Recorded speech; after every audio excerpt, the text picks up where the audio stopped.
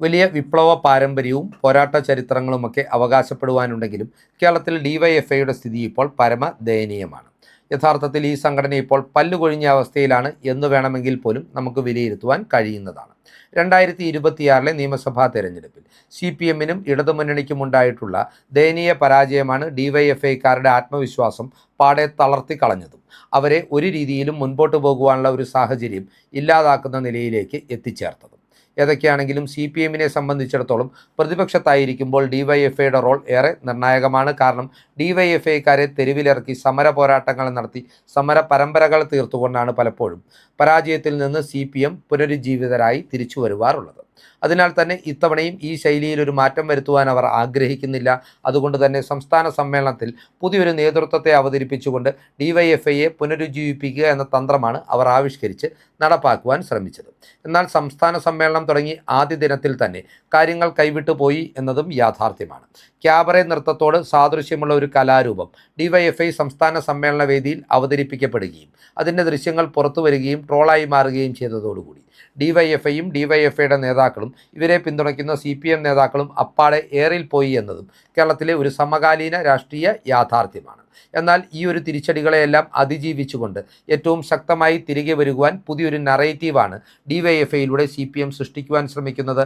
ചരിത്രത്തിലാദ്യമായി ഡിവൈഎഫ്ഐക്ക് കേരളത്തിൽ നിന്ന് ഒരു വനിതാ അധ്യക്ഷയെ നിയോഗിക്കുക എന്നൊരു തീരുമാനമാണ് ഇത്തരത്തിൽ ഇവർ നടപ്പാക്കിക്കൊണ്ടിരിക്കുന്നത്. ഈ ഒരു തീരുമാനത്തിൻ്റെ ഭാഗമായി ഇപ്പോൾ ഡിവൈഎഫ്ഐ സംസ്ഥാന അധ്യക്ഷ സ്ഥാനത്തേക്ക് തെരഞ്ഞെടുക്കപ്പെട്ടിരിക്കുന്നത് ഡോക്ടർ ചിന്താ ജെറോമാണ്. ഏത് ചിന്താ ജെറോം എന്ന് ചോദിച്ചാൽ നമ്മൾ കൃത്യമായി ഓർക്കണം, VS അച്യുതാനന്ദൻ എന്ന വന്ധ്യവയോധികനായ നേതാവിനെ അദ്ദേഹത്തിൻ്റെ പ്രായത്തെ പോലും ഗൗനിക്കാതെ ക്യാപിറ്റൽ പണിഷ്മെൻറ്റിന് വിധേയനാക്കണം എന്ന് വാദം സംസ്ഥാന സമ്മേളന വേദിയിൽ ഉന്നയിച്ച ചിന്താ ജെറോം.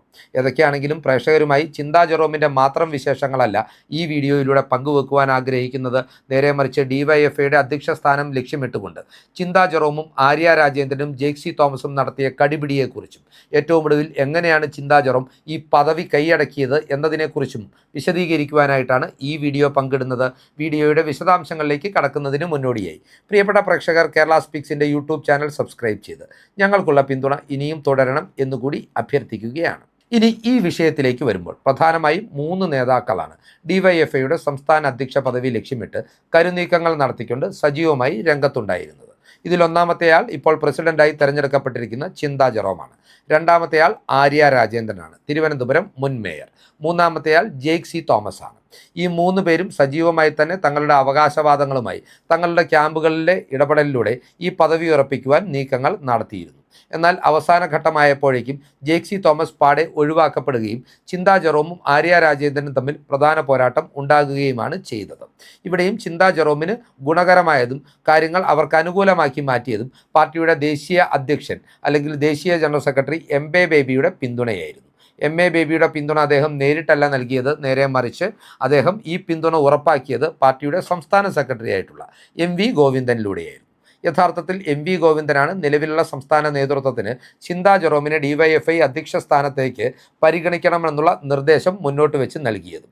ഗോവിന്ദൻ്റെ ഈ നിർദ്ദേശം തള്ളിക്കളയുവാൻ പാർട്ടിയിലെ ഇപ്പോഴത്തെ സംസ്ഥാന നേതൃത്വത്തിന്, സംഘടനയിലെ ഇപ്പോഴത്തെ സംസ്ഥാന നേതൃത്വത്തിന് സാധിക്കാതെ വന്നതോടുകൂടിയാണ് MA ബേബിയുടെ മാനസപുത്രിയായിട്ടുള്ള ചിന്താ ജെറോം ഡിവൈഎഫ്ഐയുടെ സംസ്ഥാന അധ്യക്ഷ സ്ഥാനത്തേക്ക് എത്തിയത്.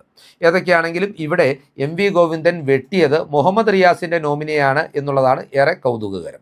നമുക്കറിയാം, ഭരണമുണ്ടായിരുന്ന കാലത്ത് മുഖ്യമന്ത്രി പിണറായി വിജയൻ കഴിഞ്ഞാൽ പാർട്ടി സെക്രട്ടറി ആയിരുന്ന MV ഗോവിന്ദനായിരുന്നില്ല, പാർട്ടി ദേശീയ ജനറൽ സെക്രട്ടറി ആയിട്ടുള്ള MA ബേബി ആയിരുന്നില്ല സർവശക്തനായ രണ്ടാമൻ. നേരെ മറിച്ച് അത് മുഖ്യമന്ത്രി പിണറായി വിജയൻ്റെ മകളുടെ രണ്ടാം ഭർത്താവായിട്ടുള്ള മുഹമ്മദ് റിയാസ് തന്നെയായിരുന്നു. എന്നാൽ ഇപ്പോൾ പാർട്ടിക്ക് അധികാരം നഷ്ടമായ ഒരു സാഹചര്യത്തിൽ, പിണറായി വിജയൻ പാടെ ദുർബലനായിരിക്കുന്ന സാഹചര്യത്തിൽ മുഹമ്മദ് റിയാസിൻ്റെ തീട്ടൂരങ്ങൾ പഴയ പോലെ MV ഗോവിന്ദനും MA ബേബിയും ഒന്നും ഗൗനിക്കുന്നില്ല എന്നതിൻ്റെ തെളിവ് കൂടിയാണ് ഈ സ്ഥാനത്തേക്ക് ആര്യ രാജേന്ദ്രനെ വെട്ടിക്കൊണ്ട് ചിന്താ ജെറോമിൻ്റെ കടന്നുവരവ്.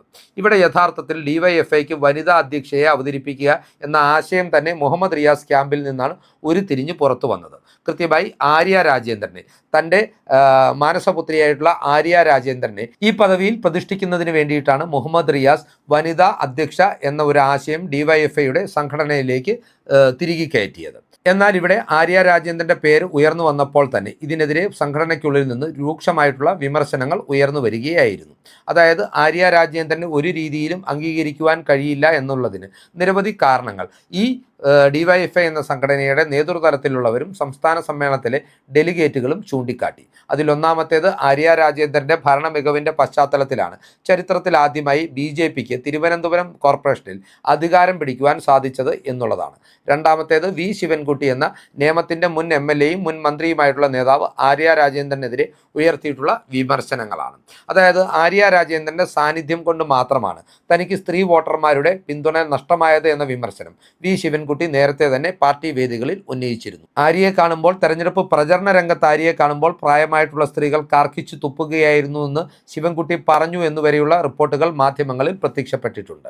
ഈ കാരണങ്ങൾ കൊണ്ട് തന്നെയാണ് വളരെ അനായാസേന ആര്യ രാജേന്ദ്രനെ ഒഴിവാക്കിക്കൊണ്ട് ഇവിടെ ചിന്താ ജെറോമിനെ സംസ്ഥാന അധ്യക്ഷയാക്കുവാൻ MA ബേബിക്കും ഗോവിന്ദനും സാധിച്ചത്. ഏതൊക്കെയാണെങ്കിലും ആര്യ രാജേന്ദ്രനെ സംബന്ധിച്ചിടത്തോളം ഈ ഒരു തീരുമാനം ഏറെ നിരാശാജനകമാണ്. എങ്കിൽ കൂടിയും അവർക്കൊരു കൺസോലേഷൻ പ്രൈസ് നൽകിക്കൊണ്ടാണ് ഈ വിഷയം സെറ്റിൽ ചെയ്യുവാൻ ഇപ്പോൾ ഡിവൈഎഫ്ഐ നേതൃത്വം ശ്രമിക്കുന്നത്. ആര്യ രാജേന്ദ്രന് പകരമായി ഒരു ആശ്രിത നിയമനമാണ് അവർ നടത്തിയിട്ടുള്ളത്. ആര്യ രാജേന്ദ്രൻ്റെ ഭർത്താവും ബാലുശ്ശേരിയുടെ മുൻ MLAയുമായിട്ടുള്ള സച്ചിൻ ദേവിനെ ചിന്താ ജെറോമിൻ്റെ കമ്മിറ്റിയിൽ ജോയിന്റ് സെക്രട്ടറിയായി ഉൾപ്പെടുത്തിക്കൊണ്ടാണ് 5 ജോയിന്റ് സെക്രട്ടറിമാരിൽ ഒരാളായി ഉൾപ്പെടുത്തിക്കൊണ്ടാണ് ആര്യ രാജേന്ദ്രനെ സെറ്റിൽ ചെയ്യുവാനായി ഡിവൈഎഫ്ഐയുടെ പുതിയ നേതൃത്വം ശ്രമിക്കുന്നത്. പക്ഷേ ഇവിടെ യഥാർത്ഥത്തിൽ സെറ്റിൽമെൻറ്റ് നടക്കേണ്ടത് ആര്യ രാജേന്ദ്രനുമായിട്ടല്ല, നേരെ മറിച്ച് അവരുടെ ഗോഡ്ഫാദറായിട്ടുള്ള അവർക്ക് വേണ്ടി വാദമുഖങ്ങൾ ഉന്നയിച്ച് കരുനീക്കങ്ങൾ നടത്തിയിട്ടുള്ള മുഹമ്മദ് റിയാസുമായിട്ടാണ്. ഇത്തരത്തിലൊരു വഞ്ചന മുഹമ്മദ് റിയാസ് എങ്ങനെ സ്വീകരിക്കുമെന്നും മുഹമ്മദ് റിയാസ് പിണറായിയിലൂടെ ഇതിന് പകരം വീട്ടുമോ എന്നുള്ള കാര്യങ്ങൾ ഡിവൈഎഫ്ഐയുടെ ഭാവി രാഷ്ട്രീയത്തെ കലുഷിതമാക്കും എന്നുള്ള കാര്യത്തിലും ഒരു തർക്കവും വേണ്ട. ഇവിടെ ഏറ്റവും ദയനീയമായി മാറിയത് ജെയ്സി തോമസിൻ്റെ സ്ഥിതിയാണ്. നമുക്കറിയാം ജെയ്സി തോമസ് പാർട്ടിക്ക് വേണ്ടി എന്നും ബലിയാടായിട്ടുള്ള ഒരു നേതാവാണ്. പുതുപ്പള്ളി പോലെ ഒരു UDFൻ്റെ ഉരുക്കുകോട്ടയിൽ എന്നും പരാജയപ്പെടുവാൻ മാത്രം CPMന് യോഗമുള്ള ഒരു മണ്ഡലത്തിൽ 3 വട്ടമാണ് ജെയ്സി തോമസ് മത്സരിച്ചതും പരാജയപ്പെട്ടിട്ടുള്ളതും. എന്നിരുന്നാൽ പോലും ഈ പരാജയങ്ങളുടെ പേരിൽ ജെയ്ക്കിന് എന്തെങ്കിലും ഒരു അംഗീകാരം നൽകുവാൻ പാർട്ടി ഇപ്പോഴും ആലോചിക്കുന്നില്ല എന്നുള്ളതിൻ്റെ തെളിവാണ് ജെയ്സി തോമസിന് ഇത്തവണ സംസ്ഥാന അധ്യക്ഷ പദവിയിലേക്ക് തീരെ പരിഗണന ലഭിക്കാതെ പോയ ഒരു സാഹചര്യം. ഇവിടെ ജെയ്സി തോമസും നിരാശനാണ്. തന്നെ വെട്ടിയത് വാസവനാണെന്നാണ് അദ്ദേഹം അടുപ്പക്കാരോട് പറയുന്നത് എന്നും ചില റിപ്പോർട്ടുകൾ സൂചിപ്പിക്കുന്നുണ്ട്. കോട്ടയം ജില്ലയെ സംബന്ധിച്ചിടത്തോളം ജെയ്സി തോമസ് ഉയർന്നു വരുന്നത് തൻ്റെ രാഷ്ട്രീയ ഭാവിക്ക് അപകടകരമാകുന്ന ഒരു സ്ഥിതിവിശേഷം സമ്മാനിക്കുമെന്ന് 72കാരനായ VN വാസവൻ ഭയപ്പെടുന്നതുകൊണ്ട് ഒരു യുവ നേതാവിന് അർഹമായ അംഗീകാരം ലഭിക്കുന്നില്ല എന്നുള്ളത് ഏറെ ഖേദകരമായിട്ടുള്ള ഒരു കാര്യമാണ്. അതിനാൽ തന്നെ ജെയ്ക്കിനോട് ഈ ഒരു സന്ദർഭത്തിൽ സഹതപിക്കുവാൻ കൂടി ഞാൻ ആഗ്രഹിക്കുകയാണ്. മറ്റൊരു കാര്യം കൂടി പറഞ്ഞുകൊണ്ടാണ് ഈ വീഡിയോ അവസാനിപ്പിക്കുവാൻ പോകുന്നത്. അതായത് ഈ 3 പേരിൽ ആര് വന്നാലും ഡിവൈഎഫ്ഐ ഒരിക്കലും രക്ഷപ്പെടുവാൻ പോകുന്നില്ല എന്നുള്ളതാണ് ആ കാര്യം. കാരണം ഈ 3 പേരെയും സംബന്ധിച്ച് കേരളത്തിലെ ജനങ്ങൾക്ക് കൃത്യമായ ഒരു കാഴ്ചപ്പാടുണ്ട്. കേരളത്തിലെ ജനങ്ങൾ ഏറെ വെറുക്കുന്ന രാഷ്ട്രീയ നേതാക്കളാണ്. എന്നാൽ ഇവർക്ക് അചഞ്ചലമായ കൂറിപ്പോഴും CPMനോടാണ്.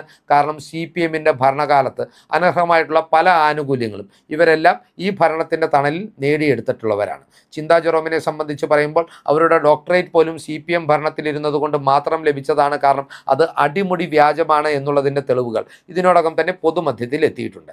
ആര്യ രാജേന്ദ്രനെ സംബന്ധിച്ചിടത്തോളം അവർക്ക് രാജ്യത്തെ തന്നെ ഏറ്റവും പ്രായം കുറഞ്ഞ മേയറാകുവാൻ അവസരം നൽകിയതാണ് പാർട്ടി. എന്നാൽ ആ പാർട്ടിയോട് പ്രത്യുപകാരം എന്ന നിലയിൽ ആ ഭരണം ഏറ്റവും മനോഹരമായി നടത്തിക്കൊണ്ട് പാർട്ടി ഇനി സമീപകാലത്തെങ്ങും തിരുവനന്തപുരം കോർപ്പറേഷനിൽ അധികാരത്തിലേക്ക് എത്തുകയില്ല എന്നുള്ളൊരു സാഹചര്യമാണ് ആര്യ രാജേന്ദ്രന് ഒരുക്കി കൊടുത്തത്. മറ്റൊരു കാര്യമെന്ന് പറയുന്നത് ചില രാഷ്ട്രീയ നിരീക്ഷകർ ചൂണ്ടിക്കാട്ടുന്നതനുസരിച്ച് ആര്യ രാജേന്ദ്രൻ്റെ ഭർത്താവായതുകൊണ്ട് കൂടിയാണ് ബാലുശ്ശേരി എന്ന CPMൻ്റെ ഉരുക്കുകോട്ടയിൽ സിറ്റിംഗ് MLA ആയിരുന്ന സച്ചിൻ ദേവ് കഴിഞ്ഞ തെരഞ്ഞെടുപ്പിൽ ദയനീയമായി പരാജയപ്പെട്ടു പോയത്. ഇനി ജെയ്ക്കിൻ്റെ കാര്യത്തിലേക്ക് വന്നാൽ ജെയ്ക്കിനെ സംബന്ധിച്ചിടത്തോളം ജനങ്ങൾക്ക് അദ്ദേഹത്തോടുള്ള ഏറ്റവും വലിയ വിരോധം എന്ന് പറയുന്നത് അദ്ദേഹത്തിൻ്റെ ഭാഷാ ശൈലിയും അദ്ദേഹത്തിൻ്റെ പദപ്രയോഗങ്ങളുമായി ബന്ധപ്പെട്ടിട്ടാണ്. കടിച്ചാൽ പൊട്ടാട്ടത്തിലെ പദപ്രയോഗങ്ങൾ ഉപയോഗിച്ച് CPMന് വേണ്ടി ന്യായീകരണ ക്യാപ്സൂളുകൾ ചാനലുകളിൽ ഛർദ്ദിക്കുന്ന ജെയ്സി തോമസിനെ ഏറ്റവും വെറുക്കപ്പെട്ട കഥാപാത്രമായിട്ട് മാത്രമാണ് അവർ നോക്കിക്കാണുന്നത്. ഈ നിലയിൽ അധപ്പതിച്ചിട്ടുള്ള ജെയ്ക്കിനേക്കാൾ വലിയ വൃത്തികെട്ടവന്മാർ CPMൽ ഉണ്ട് എന്നുള്ളത് കൊണ്ട് തന്നെയാണ് ജെയ്ക്ക് അല്പമെങ്കിലും രക്ഷപ്പെട്ടു നിൽക്കുന്നതെന്നും ഈ ഘട്ടത്തിൽ പരാമർശിക്കുവാൻ ആഗ്രഹിക്കുകയാണ്. ഈ ഒരു ചിന്തകൾ പ്രേക്ഷകർക്കായി പങ്കുവെച്ചുകൊണ്ട് ചിന്താ ജെറോമിൻ്റെ സ്ഥാനലബ്ധിയെക്കുറിച്ചും അതിൻ്റെ പിന്നിൽ നടന്നിട്ടുള്ള അന്തർനാടകങ്ങളെക്കുറിച്ചും ഞങ്ങൾക്ക് ലഭ്യമായിട്ടുള്ള വിശദാംശങ്ങൾ പങ്കുവെച്ചുകൊണ്ട് ഈ വീഡിയോ ഇവിടെ അവസാനിപ്പിക്കുകയാണ്. കൂടുതൽ രാഷ്ട്രീയ വാർത്തകൾക്കും വിശകലനങ്ങൾക്കുമായി ഞങ്ങളുടെ ചാനൽ സബ്സ്ക്രൈബ് ചെയ്യുക. നന്ദി.